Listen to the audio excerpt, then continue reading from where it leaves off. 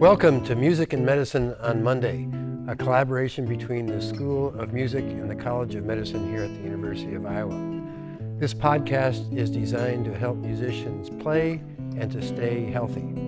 Additional supplemental information is available at our free medical website called the Iowa Protocols that can be searched for by looking for Music and Medicine on Monday at Iowa.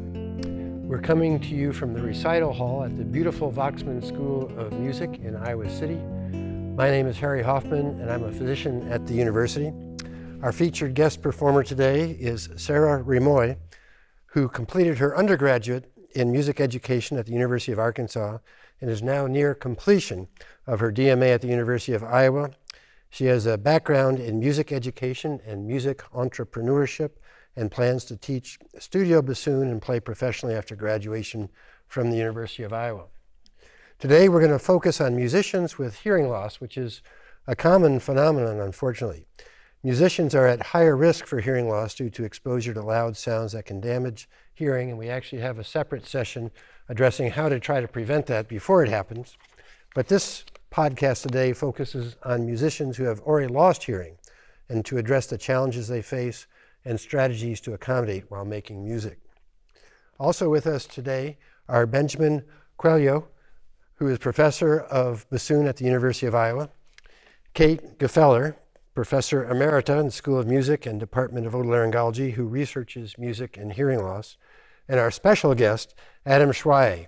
Adam has a unique combination of knowledge and experience, having been a professional orchestral musician before deciding to enroll in medical school. He grew up with a significant hearing loss that he overcame to develop his professional level musical skills and is an ear, nose, and throat physician who also holds a Doctor of Musical Arts in bassoon performance. Sarah, before your trio, I believe, begins to play, can you talk about a little bit what drew you into a career as a musician and how you came to play the bassoon? Of course, yeah. So I first started playing bassoon when I was in middle school. I was around 11 at the time. I was playing clarinet in band, and my band teacher suggested I play the bassoon, and I thought, why not? Let's do it. I was up for the challenge. And then now, several years later, here I am finishing my doctorate. And I think what's further driven me into a career of music is just wanting to help others find their interests, what gets them excited, and find success in music as well, like I did. Maybe perhaps introduce what your performance is going to be about. We're playing the Impairment, a trio written by Joseph Bodin du Bois-Mortier, a 17th century French composer. He was a bassoonist, a flute player, and wrote a tremendous amount of music for bassoons.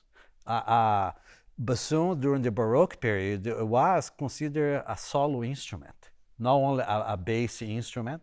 It was also used as a bass instrument, but also as a solo instrument. Then during the classical and then during Romantic period, we lost the soloistic kind of performance, but we still have a lot of repertoire for solo bassoon, and now bassoon is a solo instrument again. Why did you choose this piece? Well, when we were reading, we got together earlier today and we read several pieces, and this is the one we like it best, and I think it represents the bassoon well and was originally written for the bassoon, as opposed to there's a lot of different arrangements for bassoon trios. Bassoon ensembles are a prominent group. There's a lot of bassoon quartets and bassoon trios around the country. Well, I can't wait to see it. Great, thank you.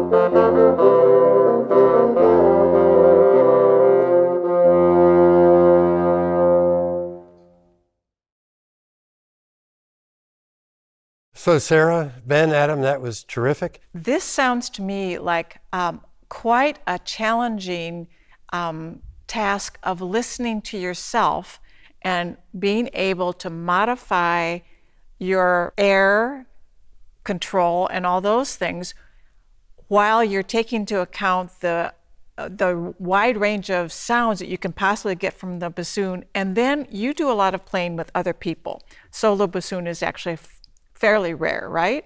Compared to playing in ensembles.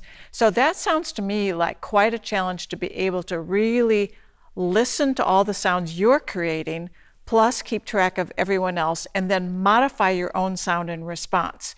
So could you talk with me just a little bit about what that involves? How do you train yourself to do that?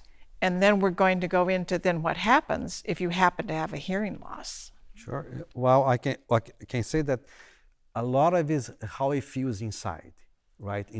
When we're playing, it's like when we talk. We like, for example, I don't hear my accent when I speak English. But if I record myself and listen to myself, I said, who is this person?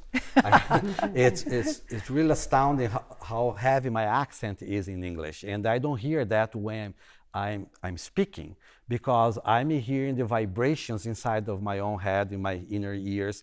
And I think so people ask me, so where is your accent from? I said, it's from New York. and they laugh, of course. And I said, New York? Well, that's where I learned English. Oh. So I must have a New York accent because I'm trying to sound like them.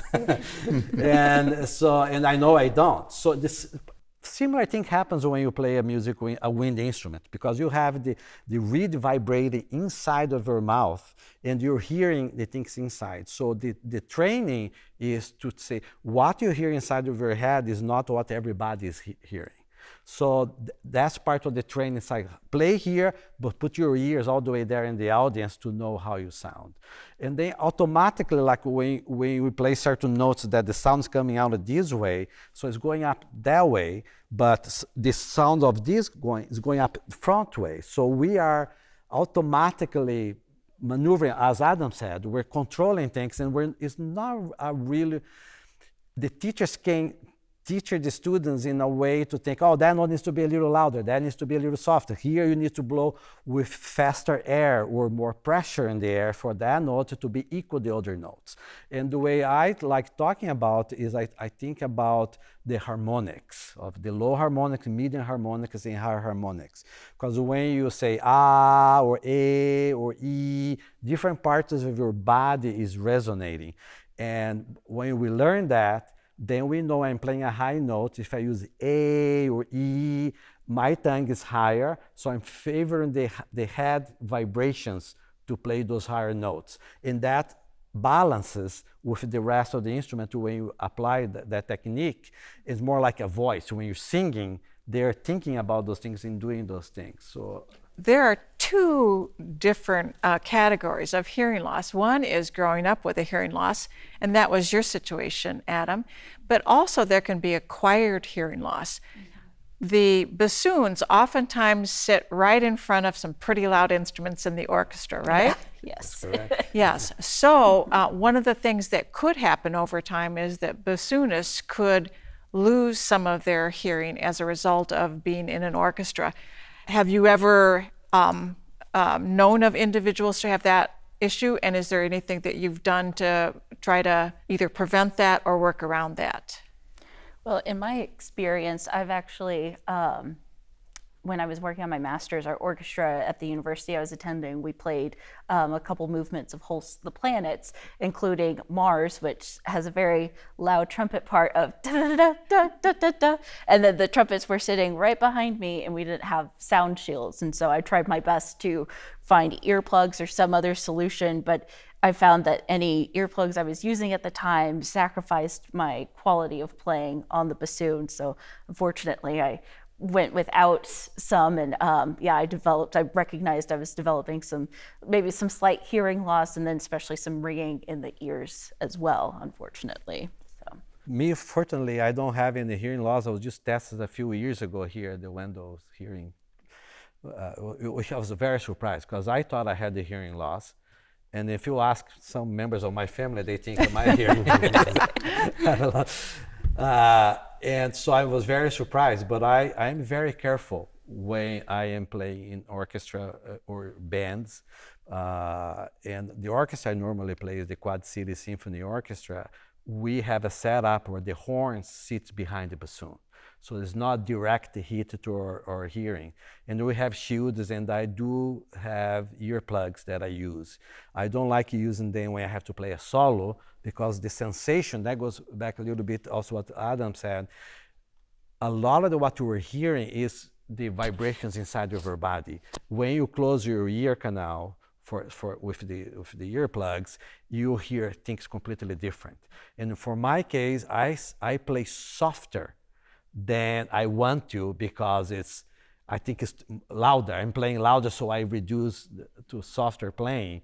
And of course, when the brass are playing, the bassoon is not going to be there, and I don't have to worry about if my sound is not loud enough, because it's not going to be important for that moment. And so as a musician, as a bassoonist, in addition to listening with your ears, it sounds to me that you're listening with your whole body. Could you talk about some of the signals, and particularly for you, Adam, as a person who has a significant hearing loss, what are some of the other things that you rely on to be able to play along with other people if you don't have a completely normal hearing profile? I think that's a very important question. So there's so many different signals, and I probably am not even cognizant or conscious of many of them. And I think that the way that we develop that is through training and with external feedback. So there's got to be some sort of external feedback that gives you a sense of how you need to improve, how you need to move the needle. And so that can be a tuner for pitch, that can be a teacher who says, hey, this needs to, sound brighter here, or this needs to be softer here. That can be a colleague who talks to you, or who moves with you as you're playing, or who looks at you some way as you're playing, who gives you the eyebrow. That can be, some of these internal sensations that we're talking about. Certainly plays a big part of it. But I think that in general, the paradigm has to be from some external input that then gets translated into recognizing what that feels like, recognizing what that might look like with the ensemble playing together, recognizing what that might sound like, even though you have a degraded input, and then being able to put all those pieces together into a performance that's coherent. And it's a challenge. It's definitely a challenge. I heard you talk about your superpower, and that your hearing is preserved at the lower frequencies, but not so good at the upper frequencies. So you hear the bass line better than anybody else. That's your superpower? Absolutely. And that's I think, different for everybody. And so the answer to Kate's question is definitely different for everybody, depending on what their superpower is. But for me, my superpower is that I still have pretty good low frequency hearing. And so, for example, in music school, when we were having dictation, we have to do dictations with 4-part harmony, and we have to write down all the notes and write down what's being played. And so for me, it was always actually pretty easy, because I would just take out the hearing aids, listen to the bass line, write that down. A lot of times people can't pick out the bass line because it's hidden by the upper voices. And so I would write down the bass line. Once you have the bass line, the rest of it's actually pretty straightforward. So that was my superpower. And I would use it in ensemble as well. So for me, I played second bassoon and contrabassoon in an orchestra. And so whenever I had a contrabassoon part that was with the double basses, I would always turn off my left hearing aid, because the double basses were sitting right there. And so I could just turn off the hearing aid, hear their low parts, fit it with my contrabassoon part, and blend with them that way. So I think those strategies, working out strategies that work for individuals, is so important. And sort of knowing how you can get around things a little bit, and even give yourself some superpowers. is great. Yeah, this sounds to me like what I would describe as a multi-sensory, dynamic and complex situation. I think people think of as, oh, I'm going to play my music, but in fact, you're using all sorts of senses, and in real time, you're reacting to all sorts of things. For the musician with hearing loss, they have to be even more clever and creative, perhaps. Actually, I've done some research with people who are musicians who have hearing loss, and some of the primary things I've learned from them is, first of all, that when they have a hearing loss, it's not just a vocational problem, but it's also an emotional loss. And there's a great deal of grieving about that. A second problem that they have is that hearing aids and cochlear implants are really designed for speech perception, and they fall short when it comes to dealing with and processing rapidly changing combinations of pitch, timbre, and dynamic range. A third problem that they report to me is that audiologists are very, very good at helping people to use hearing aids and cochlear implants for speech, but most audiologists have not been specially trained in music, which is very different. Therefore, musicians may have a lot of trouble finding a good audiologist who is sensitive and understands the unique needs of a musician. And the fourth thing is just what we were talking about, that music really is a very dynamic sort of thing. So if a person is losing hearing later in life, suddenly they're having to learn all these other ways of compensating for their hearing loss. I'm sort of curious, Adam, for you, how you would describe the emotional or vocational aspects of a hearing loss. For example, I've heard there can be a stigma for musicians who have a hearing loss. A lot of musicians might even hide their hearing loss or not want to share it with other people. And it's not just musicians. I think it's true for other vocations as well. I mean, for example, even in the healthcare field, I'm aware of cases in which people were pursuing healthcare fields with hearing loss, and for whatever reason couldn't make accommodations work for them, and wound up not being able to continue. And that, of course, is a scary thing for people. And so I think that people have a lot of fear, anxiety around admitting that they have a hearing loss, or maybe even admitting to themselves that they have a hearing loss. The hearing test can be a source of stress and anxiety, and has certainly been described as that to me by some colleagues. For example, in the healthcare field, we have a lot of technology that can help. And so if you think about stethoscope use, stethoscopes are really complicated in terms of what you have to hear when you use a stethoscope. So you have to hear different kinds of lung sounds, different kinds of heart sounds. The frequency range of those pitches is, for the heart, very low, and for the lungs, very, very high. And so it really runs the gamut of the frequency range of human hearing. But they make electronic stethoscopes that can amplify all of those sounds, and even stethoscopes that print out a little sonogram of what's being picked up. And so there's a lot of technology that can help. I think that the same is true for music and music making. There's a lot of technology that can help, not as a crutch, but as a tool to sort of train yourself to be able to recognize when things are in tune, out of tune, what sorts of changes you might need to make, when your sound is a great sound or a bad sound, and what sort of changes you might need to make. And so I really think that the technology allows for, and of course hearing aids and cochlear implants, how can I forget that? But that kind of technology really allows for people to achieve anything they want to achieve. And there's great examples of people with hearing loss, significant hearing loss, deafness, who use cochlear implants in the music world, in the performance world. And you've worked with a lot of those people in your research, which has been so wonderful for people who are in this situation, who have hearing loss in music. And seeing those kinds of people and what they can achieve, I think is really a beacon for folks who have these kinds of problems. One of the things that I have found to be a problem is that many of them don't know where to go to get help. You, Adam, are a unique individual. You are an ENT physician.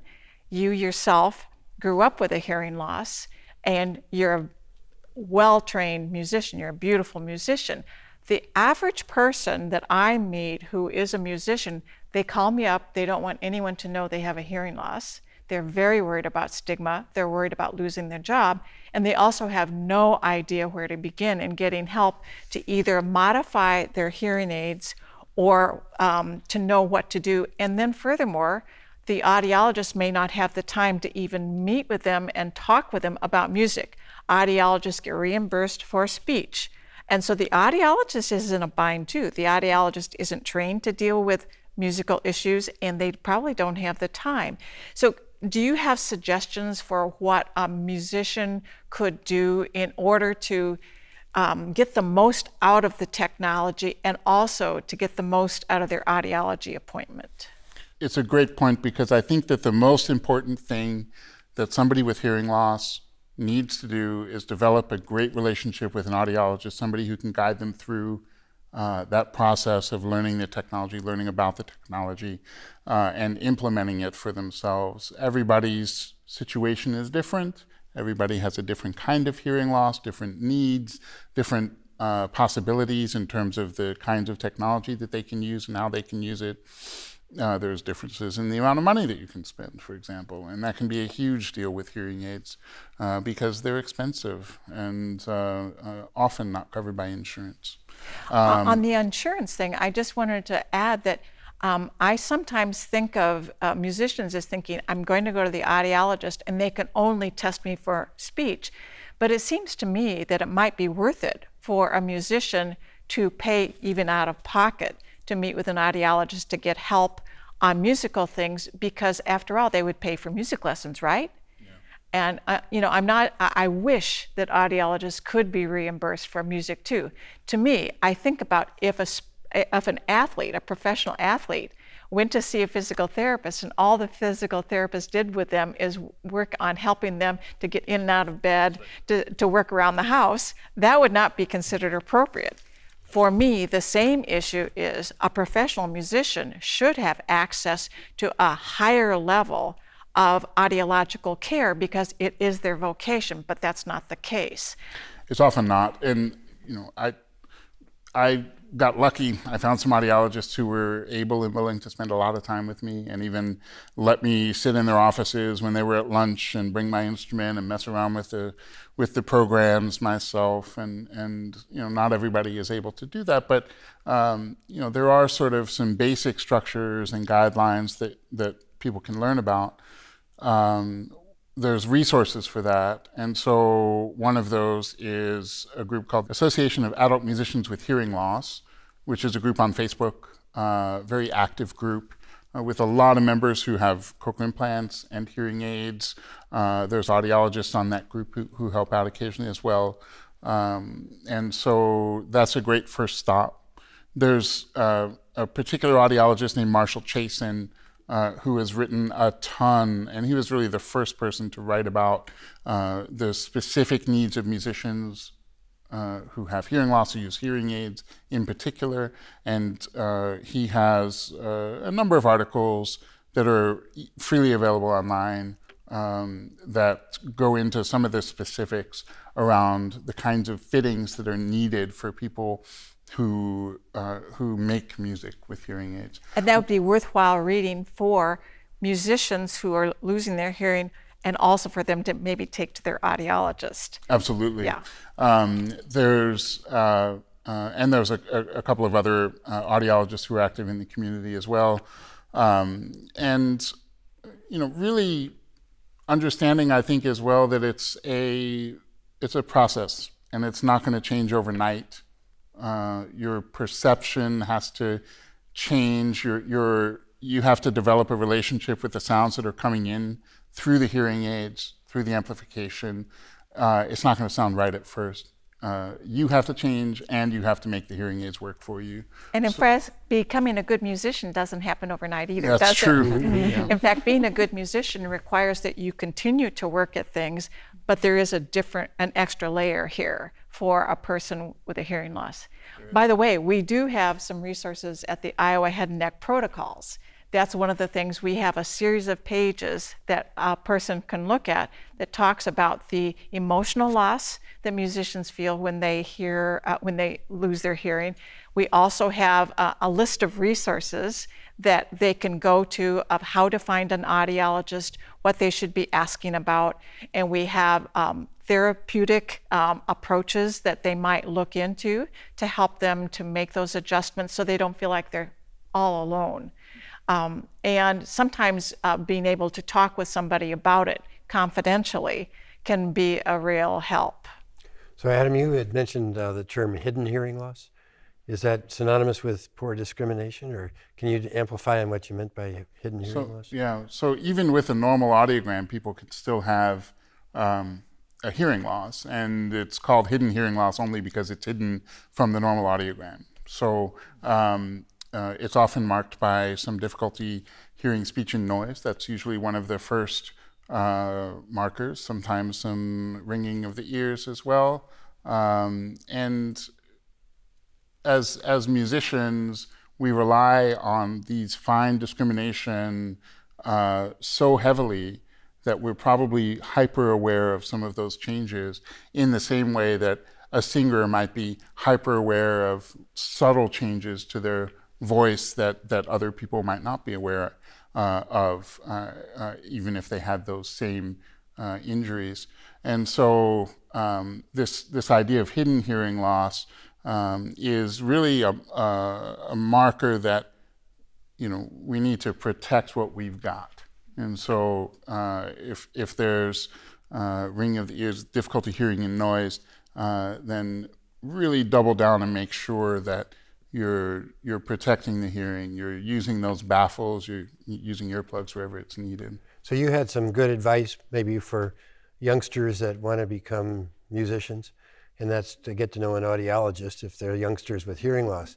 Are there other pearls or other bits of advice you'd give to somebody that wants to be a musician but does have a significant hearing loss? Yeah, I think that there's not really a limit to what you can achieve. I think that's important to realize. And yeah, it might take a little more work, and you might have to do some different kinds of training, and you might have to get creative and get to know different kinds of people and ask around and develop a community around you of people who support you. But you can achieve whatever you want to achieve. And you found that community. You have a community like that. I do have a Yeah. And in fact, when I did a research study with a number of young people who grew up with cochlear implants, which are even more problematic for music than hearing aids, there were two things that were really, really important to those who ended up being very successful, some of them even being music majors in college. One was their parents were very supportive of them. In fact, I would say that's important for almost anyone who wants to be a great musician. I think about the number of miles my parents drove me to my music lessons and to rehearsals, and they really made it possible for me, and they supported me. But it's even more so, I think, for kids who have that extra barrier. And then they also had teachers who really were creative, and instead of going, oh, you can't do that, they'd say, let's find a way to make this work. And they would take it as a creative challenge, and they would work together to help that young person to actually have a really meaningful music experience. And I hope that all music teachers would have that same attitude with all of their students. I think that's very important what you just said, Kate, because it's I come from Brazil, where I went to this conservatory. Then my father was the director of the conservatory, and then when I started bassoon, I was 10 years old, and at that time, last century, bassoonists only start at age 14, and the bassoon teacher at the conservatory he played in the symphony in São Paulo. My town is about 120 miles away from São Paulo.